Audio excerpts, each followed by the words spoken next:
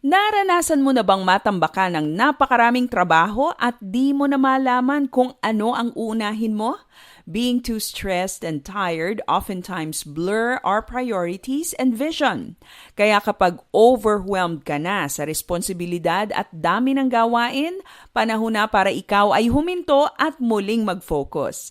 Magandang araw, ako si Maloy Malibiran sa Lumbides para sa Pro Tips, partner mo sa inspiradong trabaho at negosyong umaasenso. Ang taong focused sa kanyang trabaho ay mas productive kaysa sa taong napakaraming pinagkakaabalahan pero wala namang natatapos.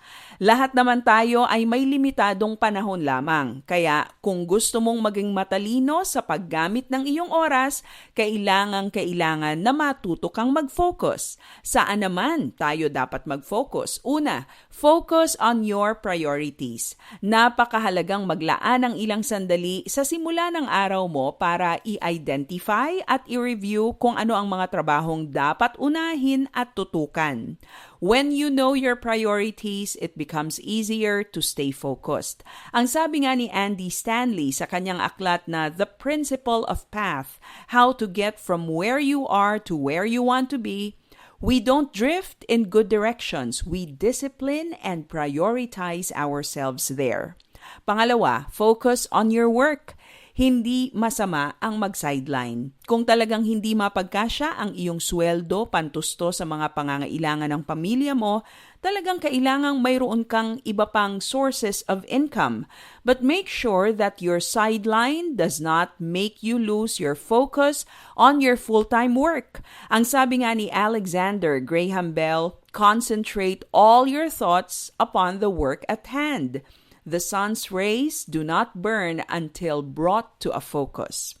At pangatlo, focus on your relationship with God. Isang quotation mula sa Our Daily Bread ay ganito ang sinasabi, the only way to see life clearly is to focus on Christ. Sa isang seminar na aking ibinigay sa ilang kawani ng gobyerno na malapit ng magretiro, tinanong ko sila, ano ang plano ninyo kapag retired na kayo? Marami ang nagsabing magiging seryoso na sila sa kanilang relationship sa Diyos. Di mo kailangang maghintay ng retirement age bago mo bigyang pansin o halaga ang ugnayan mo sa Diyos.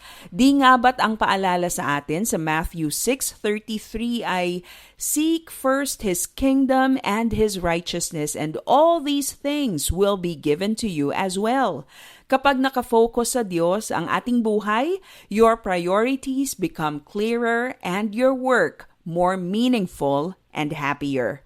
Mahalaga na tayo ay may right focus, kaya focus on your priorities, focus on your work, and focus on your relationship with God.